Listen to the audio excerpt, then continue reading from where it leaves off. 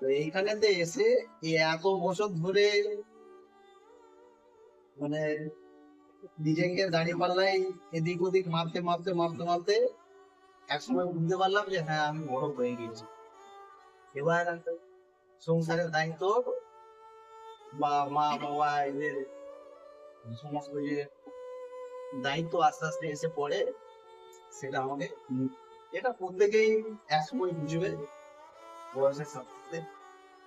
আর আমি বেলগুড়িয়াতে এসে দাদার কাছ থেকে পড়াশোনার জন্য জানা শিখেছি, তার থেকে অনেক বেশি কিছু শিখেছি জীবন নিয়ে, যে কি করা উচিত কি না করা উচিত। যেমন তুমি ওই কিছু হলে ফোন করো, আমিও তাই করি। দাদা আমাকে ফোনে কথা আমি এখানেতে আসি কনস্টেবলের পরীক্ষা কোনো কিছু ফোকাস না করে শুধুমাত্র কনস্টেবলের জন্য। কারণ আমি বেলগড়িয়াতে এসেছিলাম চাকরি পাওয়ার, মানে আমাকে ইমিডিয়েট চাকরি পেয়ে বেরিয়ে যেতে হয়। এই কারণে অনুকূলদার এক রকমে আমাকে ধমকে ওটা বারণ করেছিল যে না এখনই নয়, পেলে কিছু বছর চেষ্টা করার পর তারপর পাবে। এবার আস্তে আস্তে আস্তে আস্তে নানান জিনিস জানতে জানতে তারপর আমাকে ঢুকিয়ে দিয়েছে ডমোসিএস এর দিকে দে সিজিএল এইসব আস্তে আস্তে আস্তে আস্তে রেল, এই হচ্ছে কি ব্যাপার। আর মেয়ের লাইফে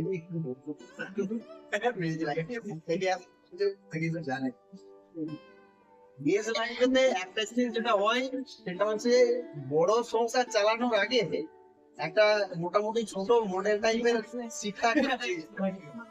এটা হচ্ছে মানে যখন পরিবারের দায়িত্ব তুমি নেবে তখন তাতে 5 জন 4 জন 3 জন এইরকম সদস্য থাকবে। এটা হচ্ছে একটা মডেল টাইপের ফ্যামিলি যেখানেতে সদস্য সংখ্যা তুমি, এবং পুরোটা ম্যানেজ করতে হবে তোমাকে।